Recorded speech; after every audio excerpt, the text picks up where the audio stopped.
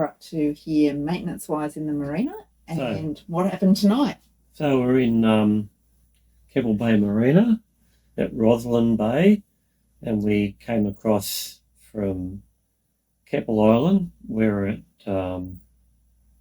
what's it called? Long Beach. Long Beach. On the south side. On the south side, and the wind blew up, so we're always coming over here on Sunday anyway. So we've got about 100 mil tear in our mainsail.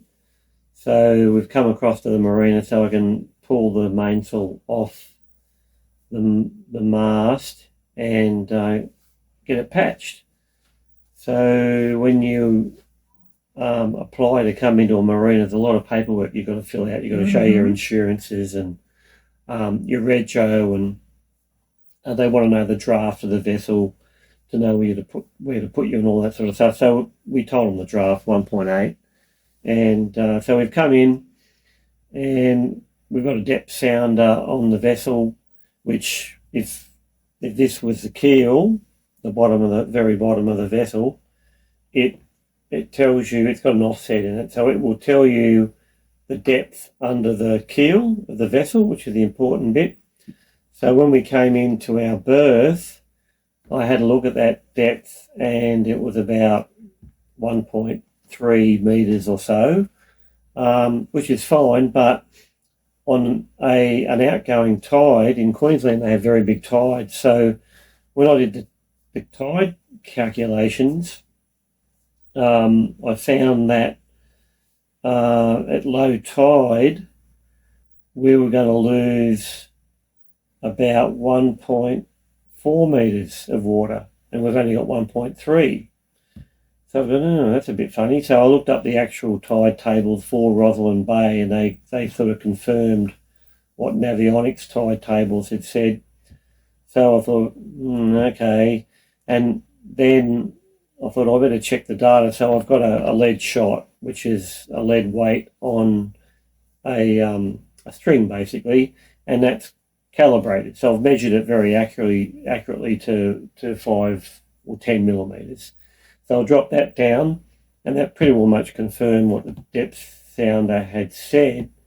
So I thought, looks like we're going to be probably sitting on the bottom. So we went for a walk, and we came back just on low tide, which was at 4:45 this afternoon, and I went back to the boat, and you could pretty well see the boat was sitting on the mud, and the rudder, I couldn't turn the wheel because the rudder blade was in the mud as well. So we're on the mud. It's the first time we've ever grounded the boat out. It's in the bloody marina, of all things. And there's a Beneteau that came in after us, and they draw 2.1 metres, which is quite a little bit more than us. It's 30 centimetres more than our boat. And anyway, I went and had a look at their boat, and their boat was pretty well much heeled over a little bit, so they were on the bottom as well. So, I mean, it's not that bad, but if there was a lot of wind, if there was a lot of swell getting in here, which I don't think it would, but if there's a lot of wind loading on the boat, what the problem is when your rudder's in the mud, you don't want too much side thrust on it because it can wreck rudder bearings and stuff like that. But our only saving grace really is that the mud is, when I dropped my lead shot down there was a lot of mud on the bottom of it when I pulled it up. It's probably got the consistency of toothpaste, I'd say. So it's not rock or sand, it's quite soft. So but the only other problem with this is well, probably not going to cause any damage, but if you want to leave, you can't go anywhere. If you're stuck on the mud, doesn't matter what you're going to do, you're not going to force your way out. So that's a consideration when you're leaving the marina. And also, if you're going to leave the marina and you've only got 0.2 or 0.3 under the keel, well, you don't want to ground out on the way out either. So when we leave this place, it's going to have to be on a pretty pretty high rising tide, Mm. or dead high maybe, just to get out. So just to be on the safe side. But anyway, that's what happened tonight. So tomorrow we're going to try and pull the sail down. I wouldn't have pulled the sail down when it was grounded, because you don't want to load up the rudder with any sort of wind loading. To pull the sail down, you've got to hoist the sail all the way up the top, and then pull the slugs out of the mast track. So you don't want to do that when your boat's grounded. It's not a good practice, not good for the rudder. So we'll wait till tomorrow to do that, maybe early in the morning when there's not too much wind. Yeah, so that's what's been happening, basically. Yeah. So all that effort trying not to hit the bottom for the last 9 weeks. Yeah. And achieving that really well. Came a little bit unstuck today, but all good. In the marina. In the marina. Of all places. Who would have thought we hit the bottom in the marina? So we are going to go see the marina tomorrow and let them know that we've hit, and also that there's larger boats here that have hit even more than us, because they've got an extra 30 centimetres. It's not great in a marina where you're paying to stay and you think you can just rest assured that everything's okay, and it's not. So that's our little rant for today. Yeah, look, I think it's one of those things. Marinas are really, really hard to dredge. Anyway, in a couple of nights' time, we'll be back in the safe environment of open anchorages. So we can this is the first marina in 7 or 8 years that I've experienced grounding.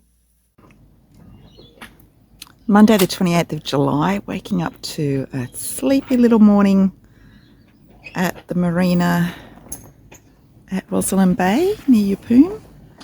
Captain's been busy doing stuff. Let's go see what he's up to. What's happening, Captain? I'll pull the mainsail off. Why is that? Because it's got a tear about 3/4 of the way up. So what has to happen? Does the sail have to go up before it comes down? Sorry? The sail has to go all the way up the mast? Yep. Okay. Pull the slugs out. Here's the tear in our sail. Greg's just marking the furling line so he knows which is reef number 1 and reef number 2. All the battens are out of the sail, and now we're going to start winding the sail up, which is on the deck. Free the sail.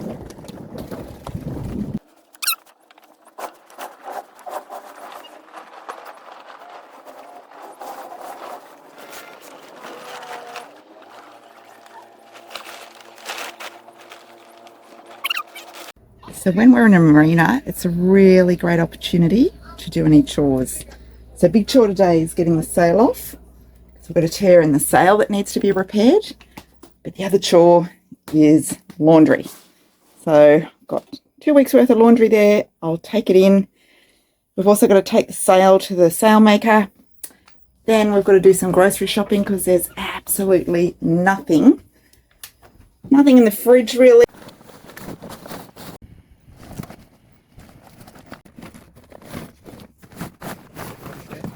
In 2 hours, we achieved dropping the sail off to the sail maker, shopping for groceries. Greg went to Bunnings, Whitworth's, got a couple of things, and we've dropped the courtesy car back. Here's all the shopping that I've got to unload. Not sure when we'll shop again, so I had to do a big shop.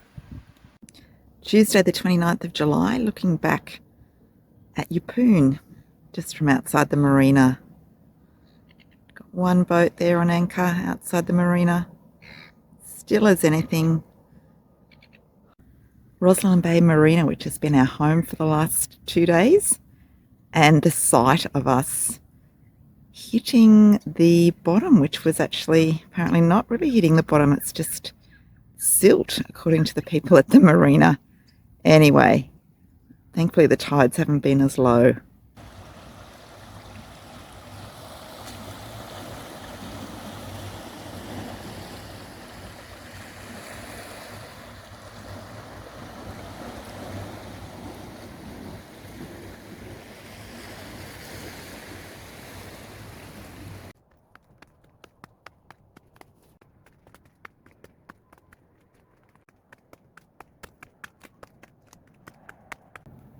I'm at the top of Double Head in Rosslyn Bay, looking back down at the marina.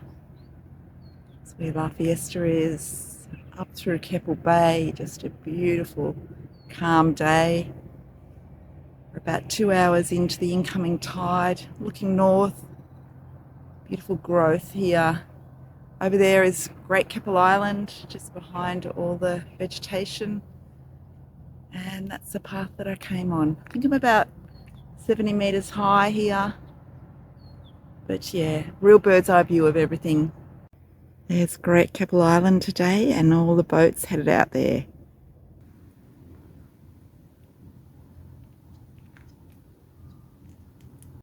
We have successfully deployed the replacement sail, the one that's been sitting under the seat in La Fiesta for the last 7 years and only used once before. So after all the efforts yesterday, it's successfully taking on about 5 knots of wind as we head out to GKI. Everything okay, Captain, with it? So it's an old sail. It's 30 years old, but it's been stored under a seat, so it's not too badly sun affected. And it's got the name of the vessel on it somewhere, you said? No, it's C42 up the top. C42, Catalina 42? And 450 is the hull number. Wow. Quite normal. So yeah, this is the original sail that came with this girl. Oh, it's set all right. I'm not too. I mean, that's fine for such an old sail. We're fortunate to have it because our other one is going to sailing heaven. Success. Both sails out, and we are headed east to GKI, down the southern end to Long Beach. Looking north and looking west back to Rosslyn Bay and Yeppoon, and looking down south. Great little run. I think we're on about 5 knots of wind, was it? Yeah. And well, I think we're probably doing about 4 knots, so it's not too bad. Looking straight up at GKI, and it's a bit of a champagne sailing day today. It is just magic.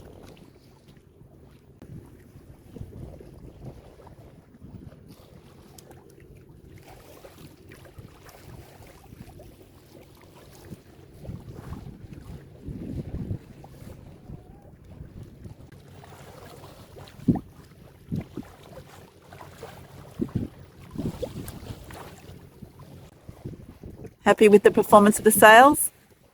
Yeah, this headsail will probably need a new UV strip on it at some stage. That's sacrificial, so when the sail's wrapped up, that blue strip covers all of the white tackron and stops it from eroding in the sun. So they can take that off and put a new piece on. Yeah, because that's 6 years old now. Yeah. Figured out the other day. There's GKI over there.